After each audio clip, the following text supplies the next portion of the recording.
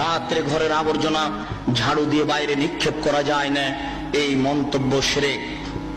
রাত্রে গাছের ফল পড়া যায় না, এই ধারণা শিরক। রাত্রে মানুষকে বাকি দোকানের জিনিস বাকি বিক্রয় করা যায় না, দেওয়া যায় না, এই ধারণা শিরক। রাত্রে মানুষকে জিনিস কর্জ দেওয়া যায় না, এই ধারণা শিরক। সকালে সকালে দোকানের জিনিস বাকি বিক্রয় করা যায় না, এই ধারণা করা শিরক। অপবিত্র অবস্থায় ঘর ঝাড়ু দেওয়া যায় না। আপনার স্ত্রী, আপনার বৌমা অপবিত্র অবস্থায় ফরজ গোসল না করে ভাত রান্না করতে পারে না, ঘর ঝাড়ু দিতে পারে না, এইগুলি ধারণা করা শিরক।